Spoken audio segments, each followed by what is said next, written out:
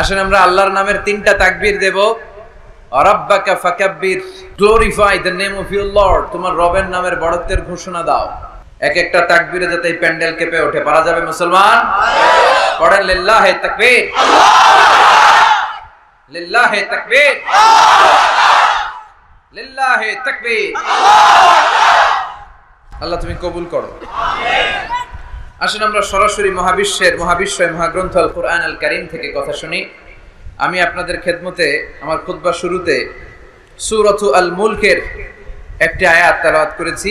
এই আয়াতের আলোকে এই সূরাটিতে আল্লাহ তাআলা আমাদেরকে কি শিখাতে চাইলেন, জানাতে চাইলেন, কি মেসেজ দিতে চাইলেন, এগুলো আমরা নেয়ার চেষ্টা করব এবং নিয়ে আমরা যেন খেয়াল রাখতে পারি মাহফিলগুলো যেন শুধু শো ডাউন আর শো অফ না হয়। যেটাই শুনি কোরআনের যেখান থেকেই শুনেন বরকত আছে না নাই? যখন কোরআন শুনবেন রহমতের বাড়িধারা নাজিল করবে কে? একটা অক্ষর তেলাওয়াত করলে 10টা নেকি দিবে কে? একটা আয়াত তেলাওয়াত করলে জান্নাতের বিল্ডিং এক এক তলা লম্বা বানায় দিবে কে? ইকরা ওয়ারতাকি ওয়ারাতিল কামা কুনতা তুরাতিলু ফিদ দুনিয়া ফাইন্না মানজিলাতাকা ফি আখিরি আয়াতিন তাকরাউহা। এক একটা আয়াত পড়ো আর জান্নাতের বিল্ডিং এক এক তলা করে লম্বা করো। পৃথিবীর সবচেয়ে বড় বিল্ডিং হচ্ছে বুর্জ আল খলিফা। এটার কত লম্বা? খুব সম্ভবত 163 তলা লম্বা। আর দুনিয়াতে যারা কোরআন পড়ে আপনারা জান্নাতে হাজির হবেন, আপনাদের বিল্ডিং গুলো হবে কয়েক কোটি তলা লম্বা। যত আয়াত পড়ছেন তত আয়াত লম্বা। সারা জীবনে যদি 2 লক্ষ আয়াত পড়া হয়ে থাকে আপনার জান্নাতের বিল্ডিং হবে 2 লক্ষ তলা। আল্লাহ বলবেন পড় আর বিল্ডিং লম্বা কর। কি রহমতের কোরআন! পড়লে সওয়াব, ধরলে সওয়াব, শুনলে সওয়াব, তেলাওয়াত করলেও সওয়াব। এজন্য এই কিতাবটার সাথে যেন আমরা সম্পর্ক বাড়াই। Attachment, how to increase the attachment with the holy Quran. কোরআনের সাথে আমাদের সম্পর্ক আমরা কিভাবে বাড়াতে পারি? প্রতিদিন তেলাওয়াত করতে হবে, আবৃত্তি করা জানতে হবে সহি শুদ্ধভাবে। মুসলমানদের অবস্থা এমন হয়েছে, বিশ্বের সবচাইতে নন্দিত এই কিতাবটা একটু তেলাওয়াত করবার সময়টুকু আমাদের হয় না। ব্যস্ত, we are leading very super busy life. খুব ব্যস্ত আমরা, কোরআন পড়ার সময় নাই। প্রতিদিন যেন একটু তেলাওয়াত করি। রাজি আছেন তো দেবিদ্বারের ভাইরা?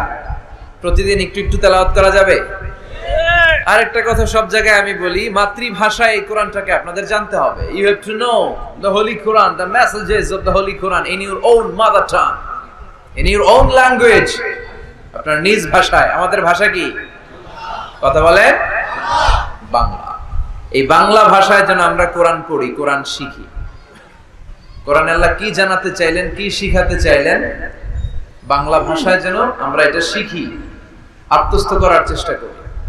দেখবেন মসজিদুল হারামে শায়েখরা যখন নামাজ পড়ায়, শায়েখ আব্দুর রহমান আস-সুদাইস উনি যখন আযাবের আয়াত পড়ে উনি কাঁদে। কাঁদে না? আবার মুসল্লিরাও পেছন থেকে কাঁদে। এর কারণ উনিও আযাবের অর্থ বুঝে, মুসল্লিরাও অর্থ বুঝে। আমাদের তারাবির নামাজ, এত মসজিদে তারাবি পড়লাম, বাংলাদেশে কোনোদিন কোন তারাবির নামাজে মুসল্লি আর ইমাম সাহেবের কাঁদতে দেখছেন? কথা কও। কেন কাঁদে না? বুঝে নাই। কোন দিক দিয়ে আযাব গেল, কোন দিক দিয়ে গজব গেল, কোন দিক দিয়ে জাহান্নাম গেল, কোন দিক দিয়ে ফেরাউন আসলো, কোন দিক দিয়ে ইউসুফ জুলেখার কাহিনী গেল, একটাও বোঝা যায়? কথা বলেন, বোঝা যায়। ইমাম সাহেবও বোঝে না, আমরাও বুঝি না, কেউ বুঝে না, অর্থ বুঝি না, তাই আমাদের হৃদয়ে টাচ করে না। দেখবেন ওরা আযাবের আয়াত পড়লে কাঁদে, রহমত আর জান্নাতের আয়াত পড়লে ওদের হৃদয়টা ঠান্ডা হয়ে যায়। এজন্য সালাতে আপনি কি পড়ছেন এটা বুঝতে হবে। সালাতে আপনি কি তেলাওয়াত করতেছেন বুঝতে হবে। আজীবন পড়লেন সামি আল্লাহু লিমান হামিদা, অর্থ কি অনেকেই জানে না, আছে না নাই? এজন্য মাতৃভাষায় কোরআন জানতে হবে। কোরআন তেলাওয়াত মনোযোগ দিয়ে শুনতে হবে, কোরআন পড়তে হবে, পড়ায় দিতে হবে। আপনি কাউকে যদি সূরাতুল ফাতিহাটা শুধু শিখায়া দেন, সে সারা জীবন যতবার সূরা ফাতিহা তেলাওয়াত করবে তার একটা পার্সেন্টেজ সওয়াব আপনার আমলনামায় আছে না নাই? এজন্য কোরআনের আবৃত্তি শিখা, কোরআনের অর্থ জানা মাতৃভাষায়, নিজে কোরআন পড়া, অন্যকে পড়ায় দেওয়া এবং কোরআনের আন্দোলন করা দরকার আছে না নাই? সব সময় কোরআনের পক্ষে থাকার দরকার আছে না নাই? আল্লাহ তুমি আমাদেরকে সহি সমঝ দান করো। তাই আমরা যখনই কোরআনের কথা শুনবো নিজেদেরকে পরিবর্তনের জন্য শুনবো, ঠিক কি না? আমার আখিরাতটাকে সুন্দর করার জন্য শুনবো, আমাদের তাফসির মাহফিল গুলো হয়ে গেছে এখন শোডাউন, অনেক লোক জড়ো হইতে হবে, স্লোগান হইতে হবে, এগুলো আছে না নাই? আমাদেরকেও বেঁধে দেয় অনেক জায়গায়, হুজুর আপনার কিন্তু আজকে মাহফিল কাঁপাইতে হবে। কি বলে? কাঁপাইতে হবে। কিন্তু অনেক জায়গায় বলে হুজুর আপনার জমাইতে হবে। কি বলে? জমাইতে হবে। আবার অনেক জায়গায় বলে হুজুর আপনার কিন্তু মাহফিলটা ধরে রাখতে হবে। কি করতে হবে? তো কোথাও আমাদের কাঁপাইতে হয়, কোথাও আমাদের জমাইতে হয়, আবার কোথাও মাহফিল ধরে রাখতে হয়। কথা বুঝতে পেরেছেন? মাহফিল কাঁপানো, জমানো, ধরে রাখা, এই টেন্ডেন্সি থেকে আসেন, বেরোয় আসি। We have to make a change. আপনাকে চেঞ্জ আনতে হবে, পরিবর্তন। বিশ্বনবী পৃথিবীতে এসেছেন পরিবর্তনের জন্য। তিনি কোন জায়গায় খারাপ কিছু দেখলেই পরিবর্তন করে দিতেন। এক সাহাবাকে জিজ্ঞেস করলেন কি নাম? মাসমুক। সে বলে ইসমি হাজান, আমার নাম হলো হাজান। হাজান মানে দুশ্চিন্তা। হাজান মানে? বিশ্বনবী বললেন হাজান কারো নাম হতে পারে? দুশ্চিন্তা এটা একটা নাম হইলো? বিশ্বনবী বললেন তোমার নাম আজকে থেকে হাজান নয়, আজকে থেকে তোমার নাম সাহাল। কি নাম? সাহাল মানে সহজ। সাহাল মানে? সে বলে না ইয়া রাসূলুল্লাহ, আমার বাপ চাচা নাম রাখছে হাজান, এটা আমি ছাড়ব না। বিশ্বনবী বললেন না, চলে যাও। তো সে বাড়িতে চলে গেল। যাওয়ার পর থেকে ওই যে দুশ্চিন্তা, দুশ্চিন্তা তার আর পিছু ছাড়ে না। তার ব্যবসায় লস, তার চাকরিতে লস, ওর পেটে ব্যথা, ওর মাথায় ব্যথা, ওর জ্বর, ওর মেয়ে কান্দে, ওর বউ দৌড়ায়, ওর পোলায় কয় আমি মরু। কষ্ট আর জ্বালা ছাড়েই না। সবাই বলে ওই যে বিশ্বনবী তোমার একটা সুন্দর নাম দিয়েছিল, আনো নাই, এর বদদোয়া লাগছে, যাও নবীর কাছে মাফ চেয়ে নামটা চেঞ্জ করে আনো। হাসান ফিরে গেল বিশ্বনবীর কাছে, যে বলে ইয়া রাসূলুল্লাহ আমার হাসান নামের দরকার নেই, গোষ্ঠী কিলাই হাসান, আপনি কি নাম কইছিলেন ওটা কোন আবার? বিশ্বনবী বলে আমি বলছিলাম আনতা সাহাল। সাহাল মানে সহজ। সাহাল মানে? বিশ্বনবীর কাছ থেকে নাম চেঞ্জ করে সাহাল নিয়ে আসলো। সাহাল বলে যেদিন থেকে আমি নাম চেঞ্জ করেছি ওই দিন থেকে আমার জীবনের সব কাজগুলো সহজ করে দিয়েছে। কে? কি নবী ছিলেন? খালি চেঞ্জ করে দিতেন, চেঞ্জ করে দিতেন। এক নারীকে জিজ্ঞেস করলেন মাসমুকি, হোয়াটস ইউর নেম? সে বলে আমার নাম আসিয়া। আসিয়া মানে অবাধ্য। বিশ্বনবী বলেন এটা একটা নাম হইলো? তোমার নাম আজকে থেকে জামিলা। জামিলা মানে সুন্দরী, বিউটিফুল লেডি। জামিলা মানে সুন্দরী। সে নাম চেঞ্জ করে জামিলা নিয়ে নিল। সবাই বলল যেদিন থেকে বিশ্বনবী তার নাম জামিলা করেছে ওই দিন থেকে মরার আগের দিন পর্যন্ত এই মহিলার সৌন্দর্যে কোনোদিন ভাটা পড়ে না। আবার বিশ্বনবী মক্কা থেকে মদিনায় হিজরত করতে গেলেন। বিশ্বনবী বললেন মাসমু হাদিল আরদ, এই জমিনের নাম কি? সবাই বলল এই জমিনের নাম ইয়াসরিব। কি নাম? মদিনার আগের নাম ইয়াসরিব। ইয়াসরিব মানে to take revenge from someone, কারো থেকে প্রতিশোধ নেয়া। বিশ্বনবী বললেন আমি যেই শহরে থাকবো ওই শহরের নাম হবে প্রতিশোধ। How come? It's quite impossible, অসম্ভব। আমি রহমতের নবী, ওমা আরসালনাকা ইল্লা I have sent you as a mercy for the entire universe. ও নবী আমি আপনাকে গোটা বিশ্বের জন্য রহমত করে পাঠিয়েছি। রহমতের নবী যেই শহরে থাকবে ওই শহরের নাম প্রতিশোধের শহর না। আজকে থেকে এই শহরের নাম তওবা কিংবা তয়বা, পবিত্র শহর। পরবর্তীতে এই শহরের নাম করা হলো মদিনাতুর রাসূল, মদিনাতুন নবী। সুবহানাল্লাহ পড়া। আবার বিশ্বনবী আরেক এলাকায় সফরে গেলেন। বললেন মাসমু হাদিহিল আরদ, এই এলাকার নাম কি? সবাই বলে গাদিরা। কি বলে? গাদিরা।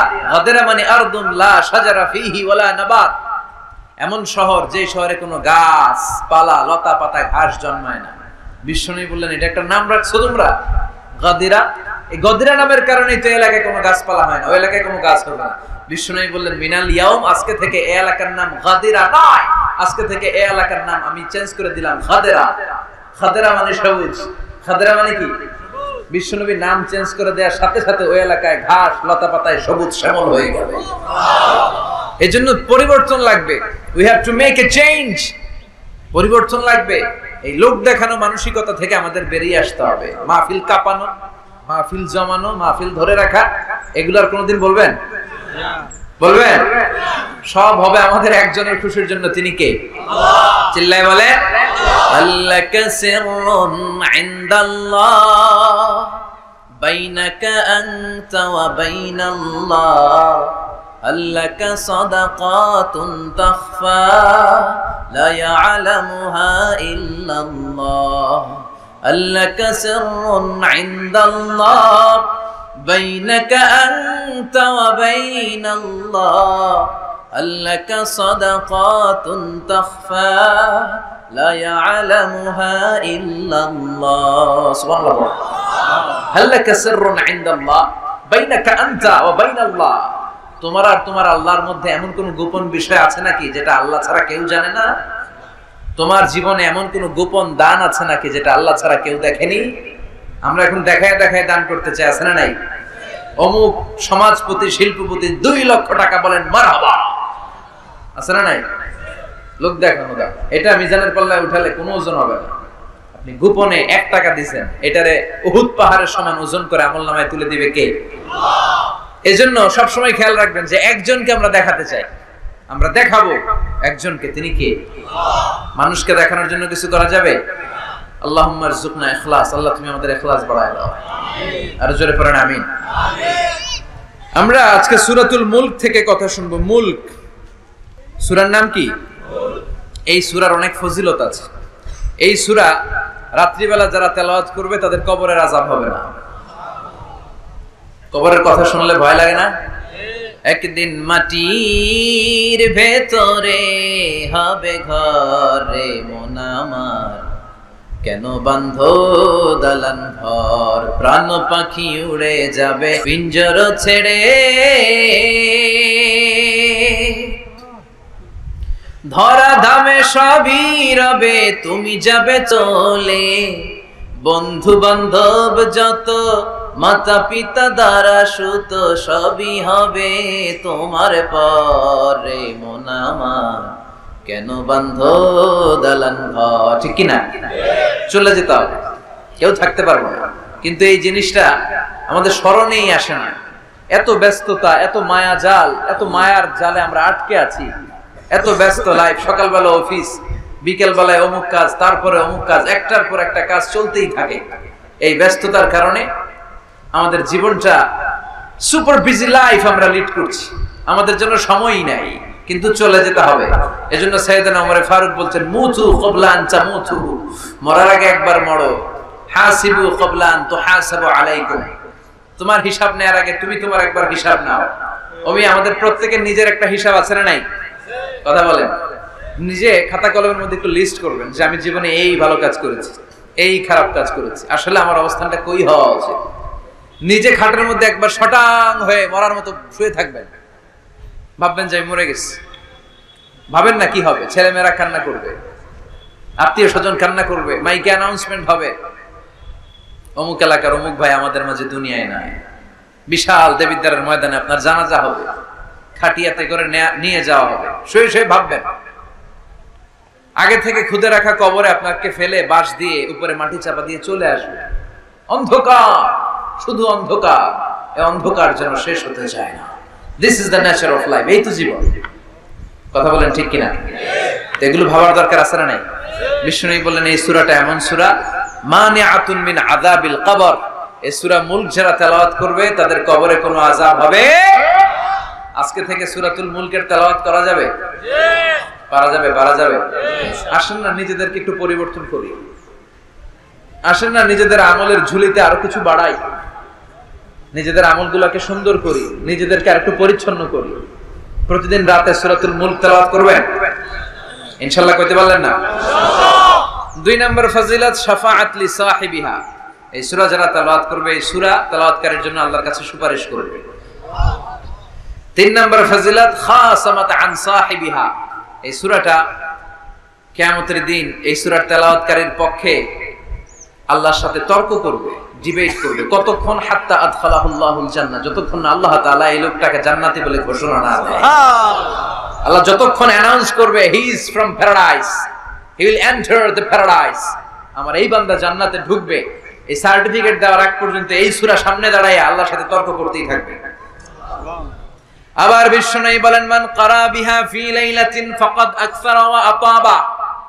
রাত্রি বেলায় যেই ব্যক্তি এই সূরাটা তেলাওয়াত করবে তার রাত্রিটারে বরকতময় করে দিবে কে? এজন্য বিশ্বনবী বলতেন, আমি চাই আমার প্রতিটা উম্মতের হৃদয়ে এই সূরাটা গাঁথা থাক। আমার নবী চাইতেন আমাদের অন্তরে যেন এই সূরাটা মুখস্থ থাকে। আমরা চাই না? 30টা মাত্র আয়াত। কয় আয়াত? সবাই বলেন কয় আয়াত? প্রতিদিন এক আয়াত মুখস্থ করলে আমাদের পুরো সূরাটা মুখস্থ করতে লাগবে কয়দিন? 30 দিন। এক মাসের চেষ্টায় সূরাটা মুখস্থ করা যাবে না? দেবিদ্দারের ভাইরা করা যাবে? আওয়াজ করে পড়েন ইনশাআল্লাহ। এই সূরার মাহাত্ম্য হচ্ছে এই সূরা আপনার দৃষ্টিভঙ্গিকে চেঞ্জ করবে, আপনার চিন্তার জগতে আন্দোলন তৈরি করবে, আপনার চোখকে খুলে দিবে, আপনার ঘুমন্ত বিবেককে জাগিয়ে দিবে। বিশেষ করে যারা স্রষ্টা নিয়ে সন্দেহে থাকে তাদের জন্য এটার ভিতরে ডোজ আছে, মেডিসিন আছে। ইয়াং ছেলে পেলে অনেকে আমাদের প্রশ্ন করে, হুজুর আল্লাহর নিয়ে অনেক প্রশ্ন জাগে, স্রষ্টার অস্তিত্ব নিয়ে, আখেরাত নিয়ে, কবরের জীবন নিয়ে আমাদের প্রশ্নের অভাব নাই, কারণ নাস্তিক্যবাদের ছড়াছড়ি আশেপাশে আছে না নাই? ইয়াং যারা আছে তোমাদেরকে একটা বই পড়ার সাজেস্ট আজকে আমি করে যাই। বইটার নাম অনেকে জানে, প্যারাডক্সিক্যাল সাজিদ। কি নাম? লেখক হচ্ছে আরিফ আজাদ। লেখক কে? আরিফ আজাদ। বইটার নাম প্যারাডক্সিক্যাল সাজিদ। গত 21শে বই মেলায় এটা দ্য বেস্ট সেলার হয়েছিল, এজন্য নাস্তিকদের মাথা গরম। কথা বলেন। এই বছর সে আরেকটা বের করছে, প্যারাডক্সিক্যাল সাজিদ 2। এটা গতকাল থেকে বই মেলায় পাওয়া যাচ্ছে, 21শে বই মেলায়। এই প্যারাডক্সিক্যাল সাজিদ 1, প্যারাডক্সিক্যাল সাজিদ 2 প্রতিটা যুবকের সাথে সাথে রাখার দরকার। ঠিক কি না? It's an eye opener for you. এই সূরাটা আপনাদের জন্য আই ওপেনার, চোখ খুলে দিবে। একটু চিন্তা করলেই বুঝবেন যে নাস্তিকদের যুক্তিগুলো খুবই হালকা। ওরা স্রষ্টাকে মানতে চায় না, আল্লাহরে মানতে চায় না। এর কারণ ওরা বলে আনসিন ইজ নাথিং, যেটারে দেখি না ওইটা মানি না। নাউজুবিল্লাহ পড়বেন না? কিন্তু ওরা ওদের জীবনে অনেক কিছু দেখে না, ওরা মানে না। কথা কন। আচ্ছা, আপনি আপনার জীবনে সরাসরি চোখ দিয়ে আমেরিকা দেখছেন? কথা কয় না। তা আমেরিকা যে আছে মানেন না? যারা এখনো হজে যান নাই, যারা এখনো যান নাই, কাবা ঘর নিজ চোখে সরাসরি দেখছেন? টিভিতে না, টিভিতে তো সবাই দেখছে। সরাসরি কাবা ঘর দেখছেন? তো আপনি যে দেখেন না, আপনি সৌদি আরব যে আছে, কাবা ঘর যে আছে মানেন না? নাস্তিকরা বাতাস খালি চোখে দেখে না, দেখে, কিন্তু নাস্তিকরা বাতাস মানে না। Why do you believe on that? তোর বাতাস মানুষ কেন? তোর দাদা, তোর বাবা কোনোদিন বাতাস দেখছে? তুই তোর চোখ দিয়ে কোনোদিন বাতাস দেখেছিস? Do you see the air in the atmosphere? উত্তরে বলবেন no. So why do you believe on that? বাতাস বিশ্বাস করো কেন? Do you see the migraine pain when someone feel in his head? কেউ যখন মাথা ব্যথা অনুভব করে, বলে যে আমার মাথাটায় প্রচন্ড ব্যথা। ওর যে মাথা ব্যথা দেখা যায়? কথা বলেন। ভাইজানের মাথা ব্যথা প্রচন্ড দেখা যাচ্ছে?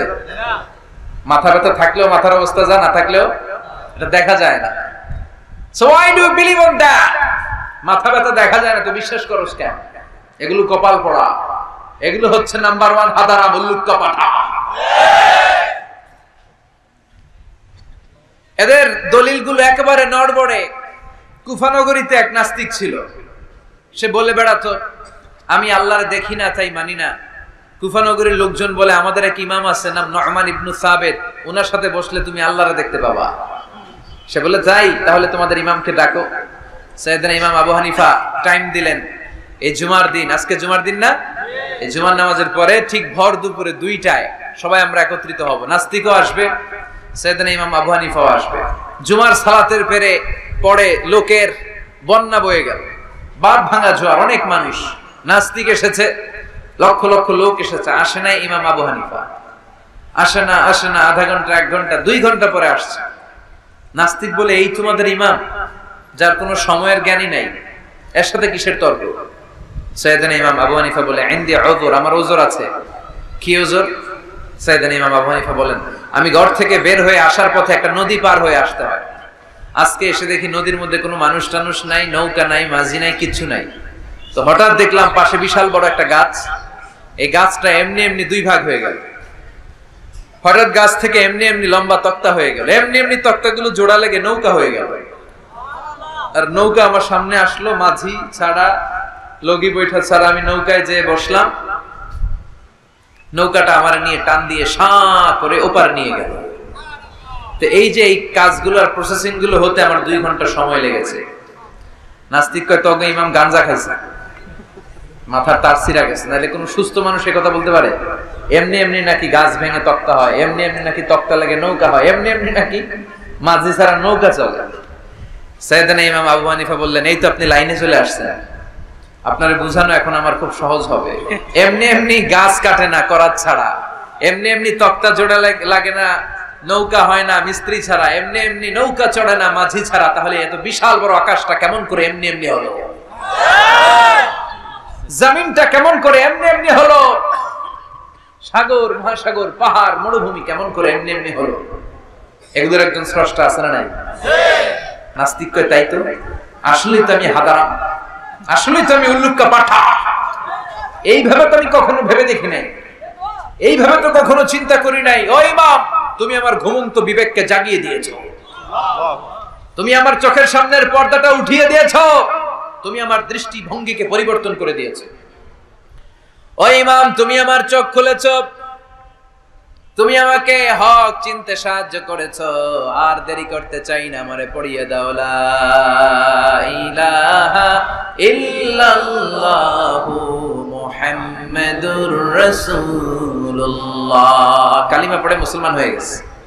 আল্লাহু আকবার বলেন। এমনি নাস্তিকদের জন্য এই সূরার ভিতরে আল্লাহ তাআলা অনেক দিগদর্শন রেখেছেন, জীবন দর্শন রেখেছেন। আল্লাহ বুঝাতে চান যে গোলাম, আমারে চিনার জন্য, আমারে দেখার জন্য তোর ডক্টরেট ডিগ্রি লাগবে না, তোর ব্যাচেলর ডিগ্রি, মাস্টার্স ডিগ্রি লাগবে না। তুই আমার সৃষ্টির দিকে একটু নজর করে তাকা, একটু ঠান্ডা মাথায় চিন্তা করে দেখ, একটু সাগরের দিকে তাকা, একটু নদীর দিকে তাকা, একটু পাহাড়ের দিকে তাকা। তাকালেই তুই বুঝবি সামওয়ান ইজ কন্ট্রোলিং এভরিথিং। একজন এমডি আছে, ম্যানেজিং ডাইরেক্টর, মহা ব্যবস্থাপক, যিনি গোটা বিশ্বের সব ব্যবস্থাপনার আঞ্জাম দিচ্ছেন। চিল্লায় বলেন ঠিক কিনা? আল্লাহ বলে তুই সাগরের দিকে তাকা, পাহাড়ের দিকে তাকা, নদীর দিকে তাকা। সাগরের দিকে তাকালে আমি আল্লাহরে খুঁজে পাবি।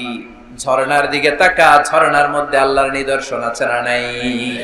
ঝর্ণা ঝর্ণা ঝর্ণা রে, বলনা বলনা বলনা রে, কার বিরহে পাগল পড়া তুই, কার মিলনে ফুল ফসলে ভরারে তোর দুকুল বই, কার মিলনে ফুল ফসলে ভরারে তোর দুকুল বই। ঝর্ণা ঝর্ণা ঝর্ণা রে, বলনা বলনা বলনা রে, কার বিরহে পাগল পড়া তুই। সুবহানাল্লাহ পড়েন। ঝর্ণা দেখছেন কোনদিন? হড়ে হড়ে দেখছেন? সিলেটে মাধবকুণ্ড জলপ্রপাত, আর কোথায়? সীতাকুণ্ড, আর কোথায়? রাঙ্গামাটি, আর শ্রীমঙ্গল। ঝর্ণা আছে না? এই ঝর্ণার দিকে তাকাবেন, ঝর্ণার ঝরঝর শব্দের আওয়াজগুলো বুঝার চেষ্টা করবেন। দেখবেন ঝর্ণা আপনাকে বলে দিবে যে আমার স্রষ্টা কে। আল্লাহর সৃষ্টির দিকে তাকালে আল্লাহরে পাওয়ার সুযোগ আছে না নাই? এই তথ্যগুলো, এই উপাত্তগুলো, এই মেসেজ আর ইনফরমেশন গুলো আল্লাহ তাআলা এই সূরার ভিতরে ভরে দিয়েছে। শুনতে রাজি আছেন? আওয়াজ করে বলেন তো সূরার নাম। আরো জোরে সবাই বলেন কি নাম? মুলক। মুলক মানে কি? মুলক মানে রাজত্ব, মুলক মানে ক্ষমতা, মুলক মানে পাওয়ার, মুলক মানে কিংডম, মুলক মানে সভরেনিটি, মুলক মানে অথরিটি। অথরিটি কার? এজন্য রব্বুল আলামিন বলেন তাবারাকাল্লাযী বিয়াদিহিল মুলকু ওয়া হুয়া আলা কুল্লি শাইইন কাদির। সুমহান সেই সত্তা যার হাতে ক্ষমতা, আর তিনি সকল কিছুই করতে ক্ষমতাবান, সবকিছুর উপর কর্তৃত্বশীল। চিল্লায় বলেন ঠিক কিনা? তাবারাকাল্লাযী, সুমহান তিনি, বিয়াদিহিল মুলক, যার হাতে ক্ষমতা। ক্ষমতা কার হাতে? নাকি প্রধানমন্ত্রীর হাতে, র্যাবের হাতে, পুলিশের হাতে, আমনেগো হাতে? আপনারা তো কোন ক্ষমতা সব আঙ্গ হাতে। সকল ক্ষমতার উৎস কে? সকল ক্ষমতার উৎস আল্লাহ। কিন্তু আমরা বলে থাকি সকল ক্ষমতার উৎস জনগণ। এটা যুক্তিতে টিকে না। কি ক্ষমতা আছে আমাদের? কি ক্ষমতা আছে? কোনো ক্ষমতা নাই। মানুষকে আল্লাহ তেমন কোনো ক্ষমতাই দেয়নি। যেটা দিছে এটার ক্ষমতা বলা যায় না। চিল্লায় বলেন ঠিক কিনা? আসল ক্ষমতার মালিক হলেন আল্লাহ। আমাদেরকে তো আল্লাহ দুর্বল করে বানিয়েছেন। ওয়া খালাকাল ইনসানু দাঈফা, আমাদেরকে দুর্বল করে তৈরি করেছে কে?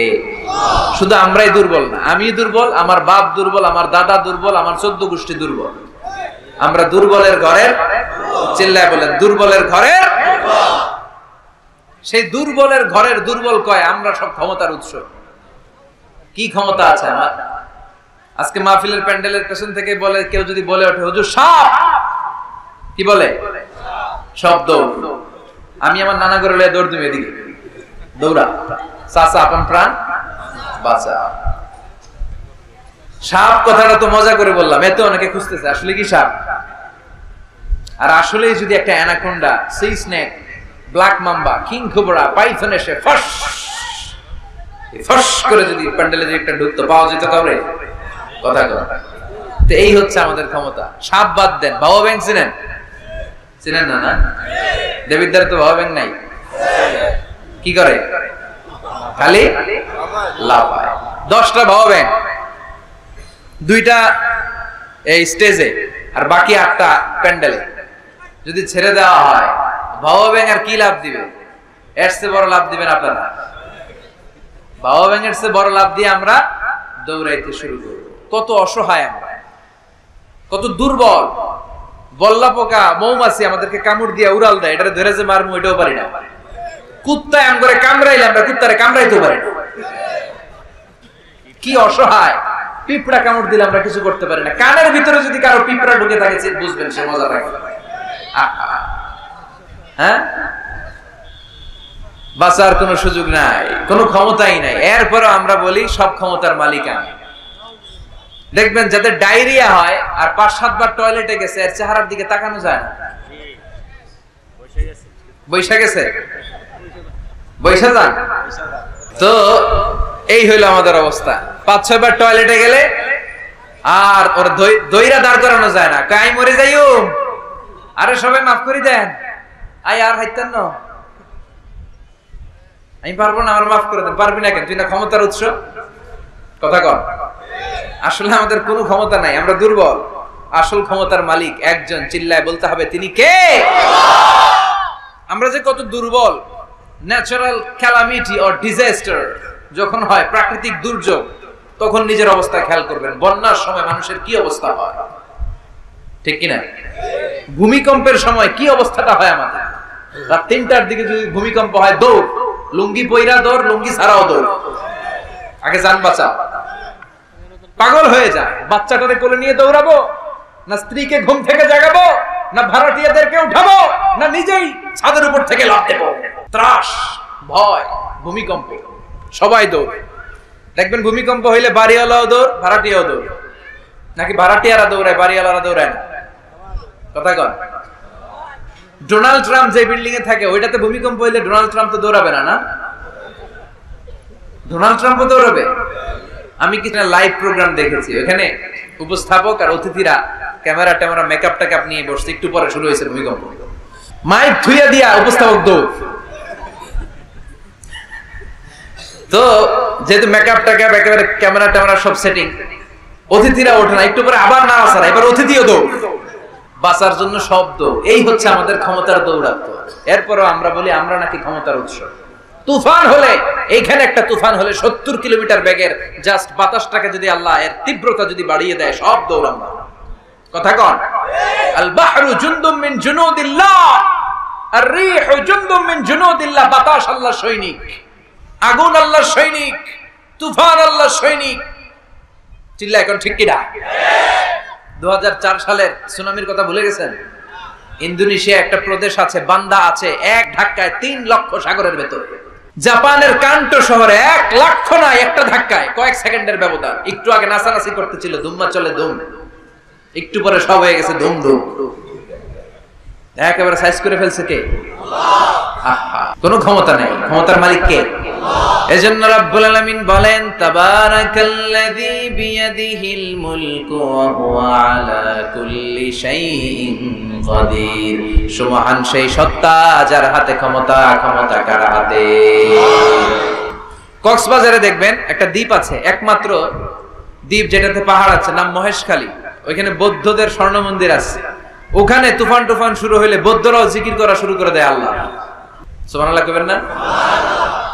তুফানে পড়লে দেখবেন হিন্দু, বৌদ্ধ, আস্তিক, নাস্তিক সবাই জিকির করে একজনের, চিল্লায় বলেন তিনি কে? আমরা মাঝে মাঝে আমাদের প্রোগ্রাম স্কেডিউল এত টাইট থাকে, মাঝে মাঝে আমরা প্লেনে, হেলিকপ্টারে এক জেলা থেকে আরেক জেলায় যাই বাধ্য হয়ে। সিলেটে প্রোগ্রাম, কক্সবাজারে প্রোগ্রাম, ওই অমুক জায়গায় প্রোগ্রাম, তো ফ্লাইট ধরা লাগে।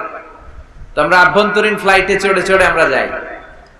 তো আমরা যখন যাই, ওখানে কিছু এয়ার হোস্টেস থাকে বিমানের ভেতরে, এদেরকে বলে বিমানবালা। খুব সুন্দরী স্মার্ট নারীদেরকে তারা রিক্রুট করে, নিয়োগ দেয়।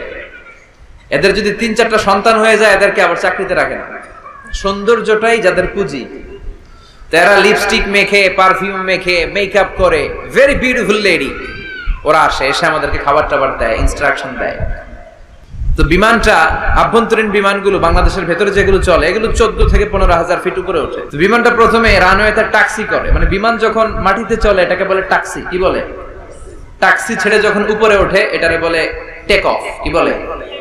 তো এটা যখন বিমানটা যখন টেক অফ করবে তখন দেখলাম এই এয়ার হোস্টেস গুলো, যেগুলোর পর্দা নাই, হেজাব নাই, শালীনতা নাই, মাইক্রোফোন হাতে নিয়ে ঘোষণা দিচ্ছে, ভদ্র মহিলা এবং ভদ্র মহোদয়গণ, আপনারা আপনাদের সিট বেল্ট গুলো বেঁধে নিন।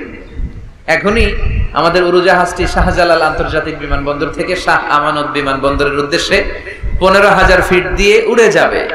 এরপরে পড়তে শুরু করে আল্লাহু আকবার, আল্লাহু আকবার, আল্লাহু আকবার। তো আমি উল্টা ঘুরে তাকাইলাম, কি রে এই মাইয়া আল্লাহু আকবার কয় কেন? ঘুরে দেখি হাতের মধ্যে এরকম কাগজ, এই কাগজ থেকে দেখে দেখে পড়তেছে, উচ্চারণ কিন্তু আঙ্গুমতো না, পড়তেছে আল্লাহু আকবার, আল্লাহু আকবার, আল্লাহু আকবার, সুবহানাল্লাযী সাখখারা লানা হাযা, পুরো দোয়াটাই পড়ছে, ওমা কুন্না লাহু মুকরিনিন ওয়া ইন্না ইলা রাব্বিনা লামুনকালিবুন। তো আমি হিসাব মিলালাম, ঘটনা কি? লিপস্টিক, মেকআপ, সুটেড, বুটেড, পারফিউম মাখা, হিপ হপ স্টাইলের মেয়ে, এরা আল্লাহু আকবার পড়ে কেন? তো তখনই খেয়াল করে দেখলাম যে বিমানটা এখন ছাড়ছে, জমিন ছেড়ে দিয়ে 15,000 ফিট উপরে যাচ্ছে। ওরা খুব ভালো করেই টের পায় এই 15,000 ফিট উপরে যখন বিমান থাকবে ওরে বাঁচানোর কেউ নাই, ওকে রক্ষা করার কেউ নাই, তখন ওর কোনো পাওয়ার নাই, কোনো ক্ষমতা নাই। চিল্লায় বলেন ঠিক কিনা? তখন কোনো সিকিউরিটি নাই। আহা, কি দুর্বল মানুষ! বিমান বাঁকা হয়ে গেলে সবাই চিল্লায় বাঁচাও। যদি জিজ্ঞেস করেন কে বাঁচাবে, বলবে হুজুর আপনি বাঁচান। আছে না নাই? দুর্বল। আসল ক্ষমতার মালিক হলো একজন, চিৎকার করে বলতে হবে তিনি কে? আল্লাহ। এজন্য রব্বুল আলামিন বলেন তাবারাকাল্লাযী বিয়াদিহিল মুলকু ওয়া হুয়া আলা কুল্লি শাইইন কাদির। সুবহান সেই সত্তা যার হাতে ক্ষমতা, ক্ষমতা কার হাতে? আমাদেরকে আল্লাহ ক্ষমতা দিয়েছেন, ঠিক, এটা সাময়িক, লিমিটেড, তবে আনলিমিটেড ক্ষমতার মালিক কে? আল্লাহ। এই যে আমাদের মাননীয় প্রধানমন্ত্রী শেখ হাসিনা নতুন টার্মের জন্য আসছে না? কয় বছর? 5 বছর। কোন দেশে আসে 10 বছর, কোন দেশে 15 বছর। তো এই যে আল্লাহ ক্ষমতার চেয়ারে বসে, আল্লাহ আসছে কয় বছরের মেয়াদে? কথা বলেন। 50 বছর, 100? হ্যাঁ, কয়দিন থাকবে উনি? আজীবন। রব্বুল আলামিন বলেন হুয়াল আউয়ালু ওয়াল আখিরু ওয়াল যাহিরু ওয়াল বাতিন ওয়া হুয়া বিকুল্লি শাইইন আলীম। আল্লাহ বলে আমি প্রথম, আমার আগে কেউ নাই। ঠিক কি না? ওয়াল আউয়ালু ওয়াল আখির, আমি শেষ, আমার পরে কেউ নেই।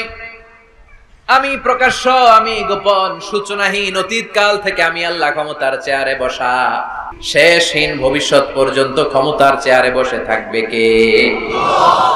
আল্লাহ বললেন আমি প্রথম, আমি শেষ। প্রথমে কে? চিল্লায় বলেন প্রথমে কে? শেষে কে? প্রথমে আল্লাহ আল্লাহ, শেষে ও আল্লাহ আল্লাহ, আকাশে আল্লাহ আল্লাহ, জমিনে আল্লাহ আল্লাহ। সবাই পড়েন প্রথমে আল্লাহ আল্লাহ, শেষে ও আল্লাহ আল্লাহ, আকাশে আল্লাহ আল্লাহ, জমিনে আল্লাহ আল্লাহ। নিখিল জাহান গায় গুণগান তার নামে গায়, আমরাও গাহি তাআলা হামদে বারি তাআলা, হামদে বারি তাআলা, হামদে বারি তাআলা। সুবহানাল্লাহ পড়ো। তিনি প্রথম, তিনি শেষ, তিনি চিরকাল ক্ষমতার চেয়ারে বসে থাকবেন। চিল্লায় বলেন ঠিক কিনা? আবার পৃথিবীতে অনেক দেশে দেখবেন ডেমোক্রেটিক সিস্টেমে ক্ষমতা আসে, মানে ভোটে জিতে, যেমন আমাদের দেশ। তো আল্লাহ তো ভোটে জিতে আসছে না? আল্লাহ ভোটে জিতে আসছে? অনেক দেশে মোনার্কি সিস্টেম, মানে রাজতন্ত্র, রাজার পোলা রাজা, আল্লাহর বাপ ছিল রাজা, এই জন্য আল্লাহ রাজা, এরকম? আল্লাহ চিরকাল, আজীবনের মেয়াদ নিয়ে তিনি ক্ষমতার চেয়ারে বসা। চিৎকার করে বলেন ঠিক কিনা? আবার পৃথিবীর অনেক দেশে দেখা যায় আন্দোলন করে সরকারকে ক্ষমতার চেয়ার থেকে নামানো যায় কি যায় না? পৃথিবীতে এরকম হয়েছে না অনেক জায়গায়? আন্দোলনের ঠেলায় সরকার কয় আমি নাই। আবার মাঝে মাঝে মিলিটারি কু হয়, সেনা বিদ্রোহ, জানেন না আপনারা? তা আমরা পৃথিবীর 700 কোটি মানুষ সবাই মিলে যদি আল্লাহর বিরুদ্ধে আন্দোলনে নেমে যায় তাইলেই তো আল্লাহর ক্ষমতা শেষ যাবে না। 700 কোটি মানুষ মিলে পারা যাবে না। আচ্ছা, জিন জাতি যদি বলে ও মানুষেরা তোদের সাথে আমরাও আছি, মানুষ জিন ভাই ভাই, আল্লাহর আর রক্ষা নাই, আল্লাহর গদি শেষ। আচ্ছা, ফেরেশতারাও যদি বলে ও মানুষ ও জিনেরা তোগুলোকে আমরাও আছি, 3 দলীয় মহাজোট, আল্লাহর চেয়ার উল্টে যাবে নাকি? কথা বলেন। আল্লাহ বলেন ওয়ালাম ইয়াকুল্লাহু শারীকুন ফিল মুলক, আমার ক্ষমতায় কোনো পার্টনার নাই। কুলিল্লাহুম্মা মালিকাল মুলক, আমি ক্ষমতার মালিক, এই ক্ষমতা কেউ ছিনায় নিতে পারবে না। গোটা বিশ্বের সবাই মিলে যদি আমার বিরুদ্ধে আন্দোলন করিস, আমার ক্ষমতার 1 ইঞ্চিও কমবে না। চিল্লায় বলেন ঠিক কি না?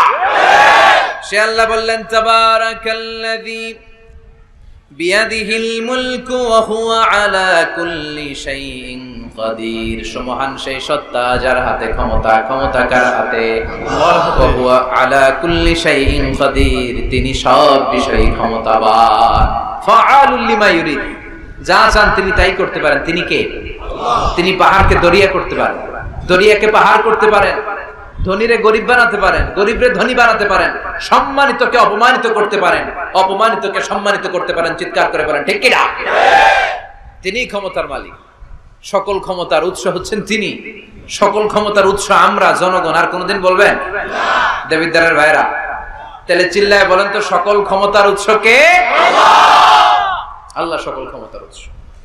এর কিছু দূর পরে আল্লাহ বলেন ওয়ালাকাদ যায়্যানাস সামাআদ দুনিয়া বিমাসাবিহা ওয়া জাআলনাহা রুজুমান লিশ-শায়াতিন, আমি প্রথম আকাশের মহাশূন্যটাকে আলো দিয়ে তারা দিয়ে সুশোভিত করেছি, আবার এই তারা দিয়ে আমি জিনদেরকে আঘাত আর প্রহারের ব্যবস্থাও করেছি। সুবহানাল্লাহ পড়েন। অনেক লম্বা কথা, আমি সংক্ষেপে মেসেজগুলো আপনাদের কাছে পৌঁছে দিই। আল্লাহ বলেন আমি প্রথম আকাশের মহাশূন্যটাকে তারা দিয়ে সাজিয়েছি। I have beautified the closer sky with light, candle and stars. মাথা উপরের দিকে তুললে আমরা যেটা দেখি এটা কি? আসলে এটা আকাশ না, এটা মহাশূন্য। এটা কি? আকাশ অনেক উপরে। আমরা খালি চোখে যা দেখি এটা প্রথম আকাশের মহাশূন্য। এই প্রথম আকাশের মহাশূন্যের অনেক উপরে প্রথম আকাশ, তারপরে দ্বিতীয় আকাশের মহাশূন্য, তারপরে দ্বিতীয় আকাশ, তারপরে তৃতীয় আকাশের মহাশূন্য, তারপরে তৃতীয় আকাশ। একটার চেয়ে আরেকটা বড়। সুবহানাল্লাহ পড়েন। কত বড়? আপনার এই হাতের আংটিটা, সাহারা মরুভূমির নাম শুনছেন? পৃথিবীর সবচেয়ে ছোট মরুভূমি, তাই না? তাইলে বড়। এই বিশাল সাহারা মরুভূমিতে যদি আপনার এই হাতের আংটিটা আপনি ছুঁড়ে ফেলে দেন, এই সাহারা মরুভূমির তুলনায় আপনার আংটি যত ছোট, আল্লাহর দ্বিতীয় আকাশের তুলনায় আল্লাহর প্রথম আকাশটা ঠিক তত ছোট। একটার চেয়ে একটা বড়, একটার চেয়ে একটা বড়। আর আমরা মনে করি কত বিশাল জায়গা নিয়ে আমরা বসে আছি। এই যে দেবিদ্বার প্রপারের আজকের এই প্যান্ডেলের এই পরিবেশটা অনেক বড় মনে হচ্ছে না তাকালে? পুরো দেবিদ্বারের তুলনায় এই প্যান্ডেলটা কত ছোট, কল্পনা করা যায়? দেবিদ্বার হচ্ছে কুমিল্লার 16টা থানার একটা, তাই না? থানা। কুমিল্লা হচ্ছে বাংলাদেশের 64 জেলার একটা। এরকম 64টা জেলা মিলে আমাদের সুজলা সুফলা শস্য শ্যামলা ডিজিটাল বাংলাদেশ। এই বাংলাদেশ হচ্ছে পৃথিবীর সবচাইতে বড় দেশ। কি বড় না? কত ছোট জানেন? মানচিত্রের মধ্যে বাংলাদেশ এটা লেখার জায়গা পাওয়া যায় না। বাংলা BANG পরে ইন্ডিয়ার উপরে, মাঝখানে LA, পরে বাংলাদেশের উপরে আবার DESH পরে আবার ইন্ডিয়ার উপরে। বাংলাদেশ কথাটা লেখার জায়গাও বাংলাদেশের উপরে নাই। কত ছোট! পাশের ইন্ডিয়ায় 25 গুণ বড়, Canada, United states of America প্রায় 100 গুণ বড়, রাশিয়া নামে একটা দেশ আছে প্রায় কয়েকশো গুণ বড়। এরকম 200টা দেশ মিলে আমাদের এই পৃথিবী। এই 200টা দেশ মিলে পৃথিবীর মাত্র 30 ভাগ, বাকি 70 ভাগ হচ্ছে শুধু পানি। সুবহানাল্লাহ কইবেন না? তাহলে পুরো পৃথিবীর তুলনায় দেবিদ্বারের এই প্যান্ডেলটা কত ছোট, কত ক্ষুদ্র আমি, কত তুচ্ছ আমি, কত নগণ্য আমি, চিন্তা করতে পারেন? আচ্ছা, এত বড় মনে হইলো এই পৃথিবীটা, এই পৃথিবীটাকে এত বড় মনে হচ্ছে আমাদের, কিন্তু এই যে দ্বীপ্রহরের জলজলে সূর্যটা দেখা যায়, এই সূর্যটা এই বিশাল পৃথিবীর চেয়ে 13 লক্ষ গুণ বড়। 9,30,00,000 মাইল দূরে 8 মিনিট 18 সেকেন্ড সময় নিয়ে আলোটা আসে। তাহলে এতক্ষণকার আলোচনা পর্যন্ত মনে হচ্ছে সূর্যই মনে হয় অনেক বড়। সূর্য হচ্ছে একটা স্টার, তারা। সূর্যের পরে পৃথিবীর সবচেয়ে কাছের তারার নাম প্রক্সিমা সেন্টারি। তারপর একটা আলফা সেন্ট্রাই এ, আলফা সেন্ট্রাই বি, যেতে যেতে ইটা ক্যারিনা, ব্যাটেল জিউস, এরকম অনেকগুলো আছে, আপনারা গুগল করলে পাবেন এগুলো। এই যে ব্যাটেল জিউস তারা, যে সূর্য পৃথিবীর চেয়ে 13 লক্ষ গুণ বড়, ওই ব্যাটেল জিউস তারাটা আবার সূর্যের চেয়ে 33 কোটি গুণ বড়। তাহলে এতক্ষণ পর্যন্ত বোঝা যাচ্ছে ব্যাটেল জিউসই মনে হয় বড় না। ব্যাটেল জিউস এত ক্ষুদ্র তারা, এটার কোনো নাম নিশানাই নাই অন্য তারকার সামনে। চিল্লায় কোন আল্লাহু আকবার। এরকম লক্ষ লক্ষ অযুত লক্ষ নিযুত কোটি million billion trillion zillion pillion অট্রিলিয়ন তারা নিয়ে আমাদের গ্যালাক্সি গঠিত। আমাদের এই গ্যালাক্সির নাম মিল্কি ওয়ে। কি নাম? আমাদের গ্যালাক্সির পরে সবচেয়ে কাছের গ্যালাক্সির নাম অ্যান্ড্রোমেডা। আমাদের গ্যালাক্সি থেকে অ্যান্ড্রোমেডায় পৌঁছতে আলোর গতিতে কেউ যদি পৌঁছতে চায় তাহলে 2.5 মিলিয়ন লাইট ইয়ার সময় লেগে যাবে। 2.5 million light year. Light year মানে আলোকবর্ষ। আলোকবর্ষ বললাম এজন্য, মানে আলোর গতিতে যদি আপনি ছোটেন, এই পৃথিবীতে আবিষ্কৃত সবচেয়ে দ্রুত গতি সম্পন্ন যে উপাদানটা পাওয়া গিয়েছে সেটার নাম লাইট, মানে আলো। সেটা কি? এই আলো 1 সেকেন্ডে ছুটে 1,86,000 মাইল বেগে। সুবহানাল্লাহ। বাড়িতে গিয়া 1 সেকেন্ডে 1 লক্ষ, 1 ঘন্টায় না কিন্তু, 1 মিনিটেও না, আরে 1 সেকেন্ড কইতে তো 2 সেকেন্ড লাগবে। কথা কম। সেই 1 সেকেন্ডে নাকি আলো ছুটলে 1,86,000 মাইল চলে যায়। তো আলোর গতিতে গতি সম্পন্ন কোন রকেট, যেই রকেট আলোর গতিতে ছুটবে, এরকম কোন রকেট যদি আপনারা বানাতে পারেন, তাহলে আমাদের গ্যালাক্সি থেকে, আমাদের মিল্কি ওয়ে থেকে আমাদের সবচেয়ে কাছের গ্যালাক্সি অ্যান্ড্রোমেডাতে পৌঁছতে আপনার 25 লক্ষ বছর লেগে যাবে। চিল্লায় পড়েন না আল্লাহু আকবার। এই প্রথম আকাশের মহাশূন্যটাকে এরকম তারা দিয়ে সুশোভিত করে দিয়েছে কে? রাতের বেলা তারার মেলা যদি আপনি তাকান অবাক হবেন। এখন তো তারার সৌন্দর্য দেখা যায় না লাইটিং ফাইটিং এর কারণে। আগে যখন গ্রামে আসতাম দেখতাম কি সুন্দর তারা, সুন্দর সুন্দর তারা আছে। সবচেয়ে উজ্জ্বল একটা তারা আছে, এটার নাম ধ্রুব তারা। কি তারা? ধ্রুব তারা। একটা আছে শুকতারা। 60টা তারার একটা চ্যানেল আছে, এটার বলে সপ্তর্ষি মণ্ডল। অনেকে রাতের তারাটা চিনে না। আগের নাবিকরা আকাশের তারা দেখে পথ চলতো। সুবহানাল্লাহ পড়েন। এই তারকারাজি দিয়ে প্রথম আকাশের মহাশূন্যটাকে সাজিয়ে দিয়েছে কে?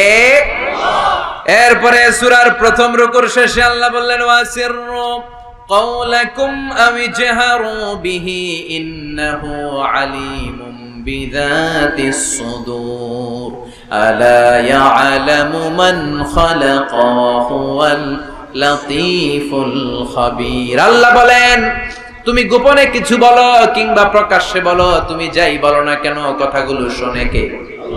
আপনি আওয়াজ করে, এই যে আওয়াজ করে আমরা কথা বলতেছি, শুনে কে? আওয়াজ বন্ধ করে মনে মনে ভাবতেছি, ওইটা মনে আল্লাহ শুনে না? কথা বলেন। 7 আকাশের উপরে আল্লাহর আরশ, ওই আরশের উপরে আল্লাহর অবস্থান। 7 জমিনের নিচেও যদি কোনো পিঁপড়া নীরবে নিঃশব্দে হেঁটে যায়, আল্লাহ বলে এত উপর থেকে আমি ওই পিঁপড়ার হেঁটে চলার পায়ের আওয়াজটাও শুনতে পাবো। কেউ যেটা শুনে না, শুনে কে? এরপরে আল্লাহ বললেন হুয়াল্লাযী জাআলা লাকুমুল আরদা যালুলান ফামশু ফি মানাকিবিহা ওয়া কুলু মির রিজকি ওয়া ইলাইহিন নুশুর। আল্লাহ বললেন তিনি এমন সত্তা যিনি তোমাদের জন্য জমিনটারে সমতল বানিয়ে দিয়েছেন। জমিনের যেখান দিয়ে প্রয়োজন হেঁটে যাও আর রিজিক তালাশ করো, কিন্তু সবশেষে তার দিকে ফিরে যেতে হবে। ঠিক কি না? জমিনটারে সমতল করলো কে? আজকের এই প্যান্ডেলটা সমতল না? কথা কন না, উঁচা নিচা? আজকে এদিকে যদি উঁচা হইতো, এদিকে নিচা, এদিকে খাদ, এদিকে গর্ত, এদিকে আবার উঁচা, বসতে পারতেন? কি সমতল! বিমান থেকে নিচের দিকে তাকালে এটা ভালো টের পাওয়া যায়, মনে হয় সবুজ কার্পেটিং করা। এটা একটা কার্পেট, এটা একটা কার্পেট, কার্পেট কার্পেট। পুরো বাংলাদেশটা মনে হয় যেন আল্লাহ তাআলা সবুজ কার্পেট দিয়ে ডেকোরেশন করে রেখেছে। আল্লাহ বলে সবুজ কার্পেট দিয়ে ডেকোরেশন করেছি দেখে ভেবে নিও না তোমরা বেঁচে গেছো। নাফরমানি আর গাদ্দারি করলে সবুজ কার্পেটের ভিতরে আগুন আছে না নাই? কি মেকানিজম! উপরে কার্পেট, নিচে আগুন। কার্পেটের নিচে কি? আল্লাহ কোরআনে কসম কেটেছেন ওয়াল বাহরিল মাসজুদ, ফুটন্ত সাগরের পানির কসম। দুনিয়ার কোন সাগরের পানি গরম না, সব ঠান্ডা, কিন্তু আল্লাহ বললেন ফুটন্ত টকবকে সাগরের পানির কসম আমি খেলাম। অনেক গবেষণা হলো এই সাগরের পানি নিয়ে। আমেরিকান নেভাল একাডেমির এক চিফ ইঞ্জিনিয়ার উনি বললেন কোরআনে পাওয়া গেল টকবকে সাগরের পানির কসম, কিন্তু সাগরের পানি তো ঠান্ডা, এখানে গরম আসলো কোত্থেকে? আসলে আল্লাহ সাগরের নিচে যে গরম মজুদ রেখে দিয়েছেন ওইটার দিকে খেয়াল করে বলেছে। তো সে গবেষণা করতে চাইলো, দেখি সাগরের ভেতরে আগুন কই আছে। কোরআন যেহেতু বললো টকবকে সাগরের পানির কসম, আসলে কোনো আগুন টাগুন খুঁজে পাওয়া যায় কিনা। সে সাগরের ভেতরে পাইপ ঢুকাতে শুরু করলো, জোড়া লাগিয়ে লাগিয়ে গবেষণা। তো পাইপ যেতে যেতে অনেক সাগরের গভীরতা শেষে তলা পাওয়া গেল। তলার ভেতরে সে ড্রিল করে পাইপ ঢুকাতে লাগে। সে পেয়ে গেল মাটির স্তর, এরপরে পাললিক শিলার স্তর। পৃথিবীর ভিতরে কিন্তু অনেকগুলো স্তর আছে জানেন। এই যে পানিগুলো আমরা নষ্ট করি, এই পানি কিন্তু খাই, আমাদের পেশাবই আমরা খাই। আমাদের এই প্রস্রাবও যদি পৃথিবীর 4-5টা স্তর শেষে নিচের দিকে চলে যায়, এটা মিনারেল ওয়াটারের মতো হয়ে যায়। এই 4-5টা স্তর মাটির ভেতরে রেখে দিয়েছে কে? পাললিক শিলা, রূপান্তরিত শিলা, আগ্নেয়গিরির শিলা। এরপরে যখন সে পাইপ ঢুকাতে শুরু করেছে, সে দেখতে পেল এই পাইপগুলো গলে গলে পানি হয়ে যায়। এত আগুন, এত গরম। সে তো অবাক, পৃথিবীর ভিতরে এত আগুন আসলো কোত্থেকে? তো এই আগুনের টেম্পারেচারটা কতটুকু পাওয়ারফুল এটা চেক করার দরকার আছে না নাই? সে বলল, I need fire proof pipe, bring from America. America থেকে ফায়ার প্রুফের পাইপ আনো, পরীক্ষা চালায় দেখো। ফায়ার প্রুফের পাইপ আনা হলো, এবার ফায়ার প্রুফের পাইপ ঢুকাইতে শুরু করছে। সাগর শেষে তলা, পাললিক শিলা, রূপান্তরিত শিলা, আগ্নেয়গিরির শিলা। ওই আগ্নেয়গিরির শিলার পরে যখন ফায়ার প্রুফের পাইপ ঢুকাতে শুরু করেছে, যেই পাইপে আগুন ধরে না, সে দেখতে পেল ফায়ার প্রুফের পাইপগুলো আগুনে গলে ধোঁয়া আর পানি হয়ে যায়। তাহলে এই সবুজ কার্পেটিং এর নিচে আগুন আছে না নাই? এই আগুন মজুদ করে রেখেছে কে? সে আল্লাহ বললেন, আমিনতুম মান ফিস সামাই আন ইয়াখসিফা বিকুমুল আরদা ফাইযা হিয়া তামুর।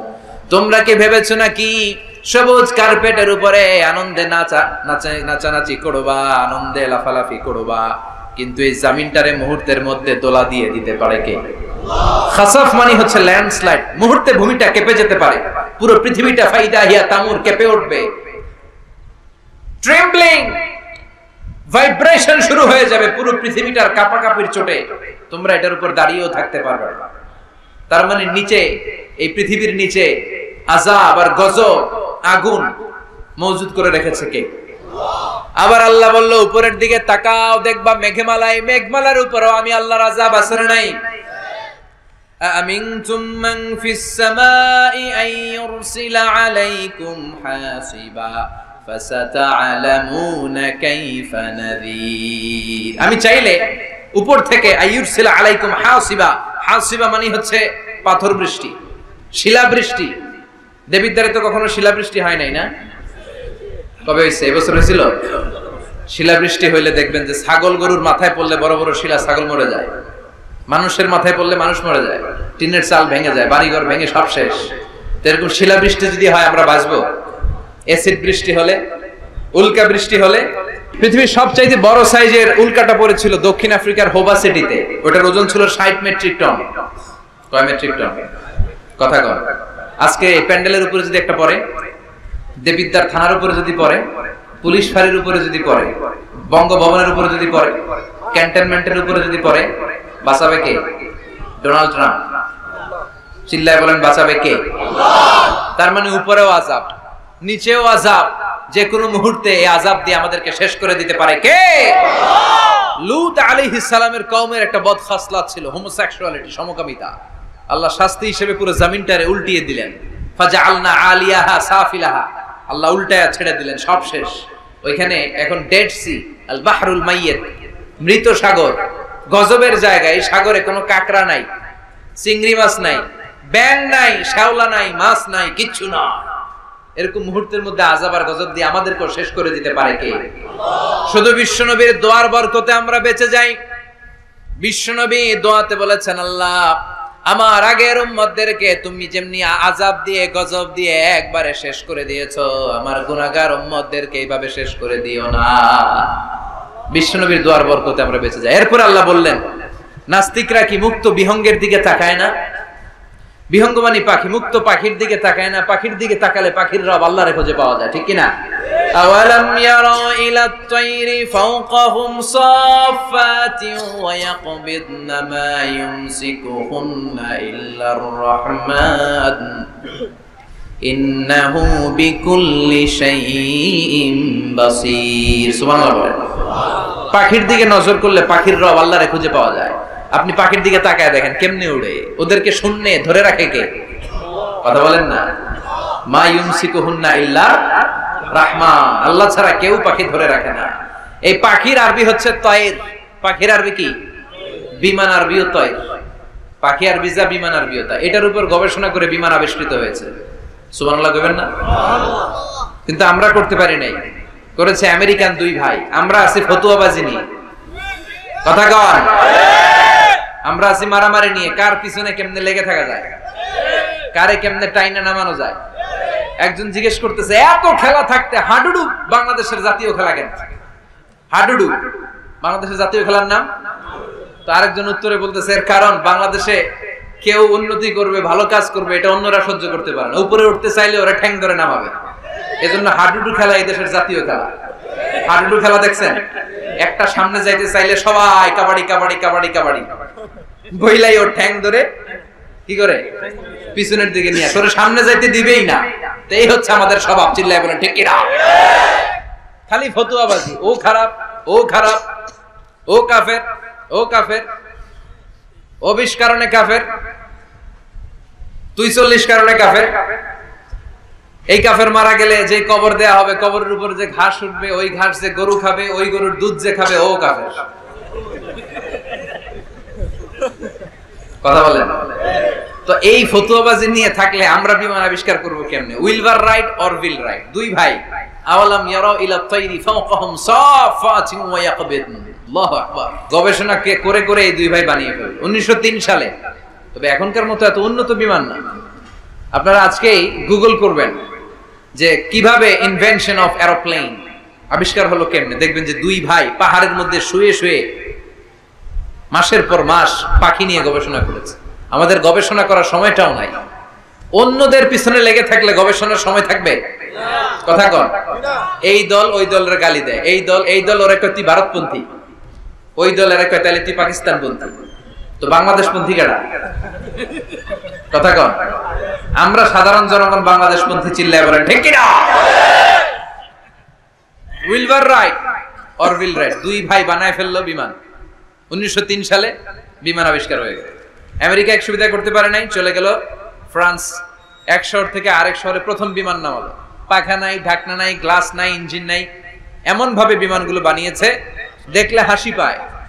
কিন্তু সেই বিমান আবিষ্কারের পর থেকে এটাকে ইমপ্রুভ করতে করতে, ডেভেলপ করতে করতে আজকে তারা বানিয়ে ফেলেছে বোম সুপারসনিক। সার্চ করবেন বোম সুপারসনিক, সবচেয়ে দ্রুতগামী প্যাসেঞ্জার বিমান। কি নাম? Bomb supersonic. খুব দ্রুত চলে। এর আগে চলতো কনকর্ড, সবচেয়ে দ্রুত। তো বিমান আবিষ্কারের আগে পৃথিবীর সব দেশে ছিল শুধু সেনাবাহিনী আর নৌবাহিনী। যেহেতু এখন বিমান আবিষ্কার, এখন বিমান বাহিনী আছে না নাই? এখন উপর থেকে বোমা মারে। দ্বিতীয় বিশ্বযুদ্ধে আমেরিকা 2টা বোমা মেরেছিল জাপানের 2টা শহরে, হিরোশিমা নাগাসাকিতে। লিটল বয় আর ফ্যাটম্যান মেরে জাপানের ওই 2 শহর বিরান ভূমি বানিয়ে দিয়েছে। সবগুলো মানুষ শেষ। এবং প্রায় 100 বছর ওই শহর থেকে যত বাচ্চা কাচ্চা জন্মগ্রহণ করেছে পরবর্তীতে সবগুলো বিকলাঙ্গ। একটা হাত নাই, একটা পা নাই, একটা চোখ নাই, আর একটা কথাই বলতে পারে না। এখন ড্রোন হামলা হয়, মিসাইল হামলা হয়, আবার ইদানিং কালে আমরা স্যাটেলাইটও পাঠাই উপরে। আমাদের একটা স্যাটেলাইট আছে না নাই?